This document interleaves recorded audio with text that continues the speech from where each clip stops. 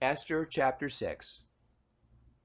On that night could not the king sleep, and he commanded to bring the book of records of the Chronicles, and they were read before the king.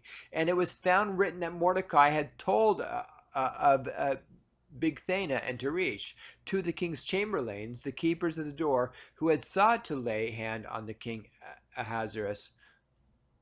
And the king said, "What honor and dignity hath been done to Mordecai for this?" Then said the king's servants that ministered unto him, "There is nothing done for him." And the king said, "Who is in the court?" And now Haman was come into the outward court of the king's house to speak unto the king to hang Mordecai on the gallows that he had prepared for him. And the king's servants said unto him, "Behold, Haman standeth in the court." And the king said, "Let him come in."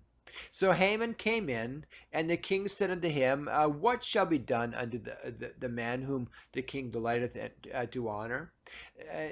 Now Haman thought in his heart, to whom would the king delight to honor more than than to myself? And Haman answered the king, "For the man whom the king delighteth to honor, let the royal apparel be brought, which the king useth to wear, and the horse that the king rideth upon, and the crown royal which is set upon his head. And let this apparel and horse be delivered to the hand of one of the king's most noble princes, that they may array the man withal, whom the king delighteth to honor, and to bring him on horseback through the street of the city, and to proclaim before him, Thus shall it be done to the man whom the king delighteth to honor."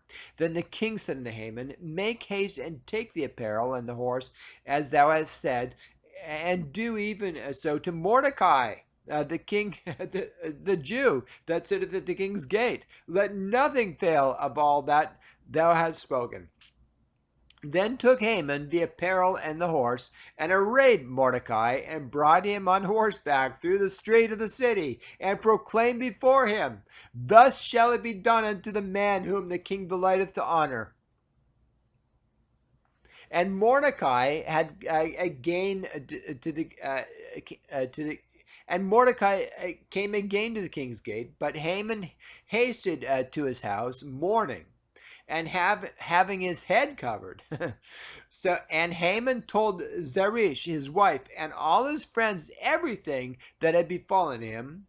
Then said his wise men and Zeresh his wife unto him, "If Mordecai be of the seed of the Jews, before whom thou hast begun to fall, thou shalt not prevail against him, but shall surely fall before him." And while they were yet talking with him, came the king's chamberlains, and hasted to bring Haman unto the court unto the banquet that Esther had prepared.